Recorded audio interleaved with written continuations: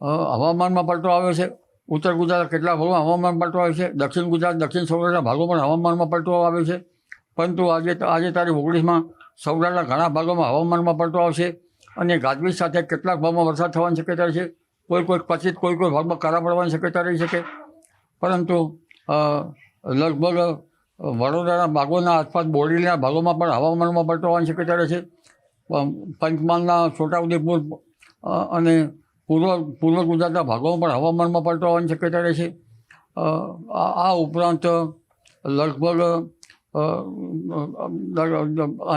અન્ય ભાગોમાં જોવા જઈએ તો અમદાવાદ, ગાંધીનગરના ભાગોમાં હવામાન પલટો આવવાની શક્યતા રહે છે. કડી, દેત્રોજ અને વિરમગામના ભાગોમાં હવામાન પલટો આવવાની શક્યતા રહે છે. પણ આ હવામાનનો પલટો લગભગ આજ બપોર પછી કેટલાક ભાગમાં વાદળો સાથે ક્યાંક પ્રી મોન્સૂન કમોસમી વરસાદ ઘણા ઓછા પ્રમાણમાં થવાની શક્યતા છે. લગભગ 2 ml થી માંડીને 5 ml તો કોઈ જગ્યાએ 7 ml તો કોઈ જગ્યાએ અડધો ml પણ વરસાદ થઈ શકે. પણ વરસાદ કરતાં ચિંતાનો વિષય એ છે કે પવનની ગતિ વધારે રહેવાની શક્યતા રહે છે.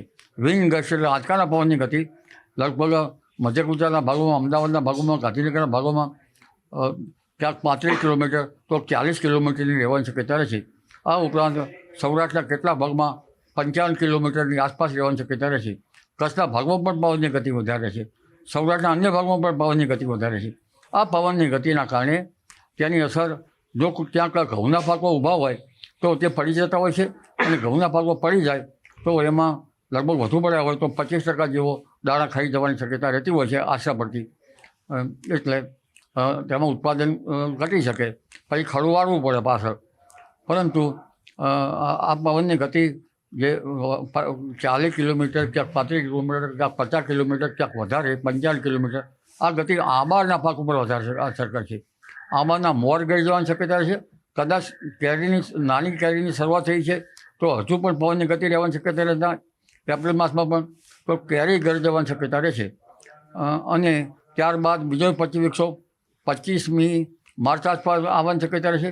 ત્યારબાદ આ માર્ચના અંતથી એપ્રિલની શરૂઆતમાં આવવાની શક્યતા રહેશે.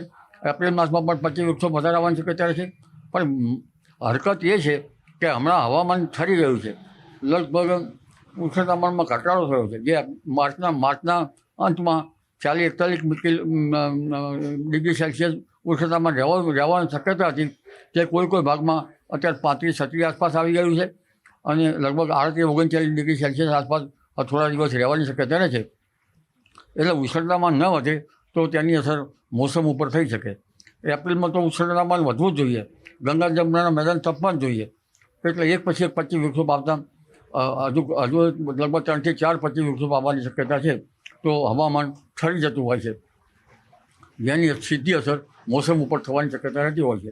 આગામી 25 વૃક્ષો પાવતા હોય છે ગુજરાત નહીં, આપણું હવામાન માત્ર ગુજરાત એકલું નથી. આપણું હવામાન ઉત્તર ભારતના પણ અનુસરે છે, હિમાલયના ભાગોને અનુસરે છે અને સાગરના ભાગોમાં પણ અનુસરે છે.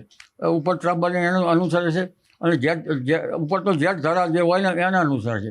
હમણાં જે વાતાવરણ બન્યું એ એકદમ જેટ ધારાના કારણે 25 વૃક્ષો પૂર્વ તરફ હટી જવાની શક્યતા રહે છે.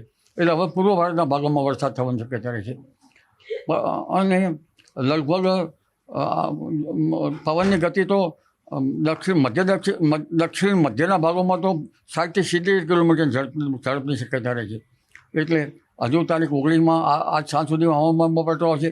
20મી તારીખે આવશે દક્ષિણ ગુજરાતના ભાગમાં અને ક્યાંક હવામાનમાં પલટો આવવાની શક્યતા રહેશે. એટલે એક પછી એક હવામાનમાં પલટો આવતા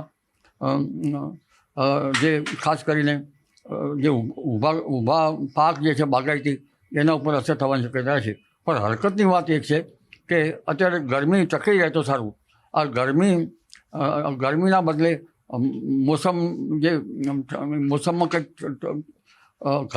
ઉષ્ણતામાન ઘટી રહ્યું છે એટલે ગરમી ઘટી રહી છે તે યોગ્ય કહેવાય નહીં.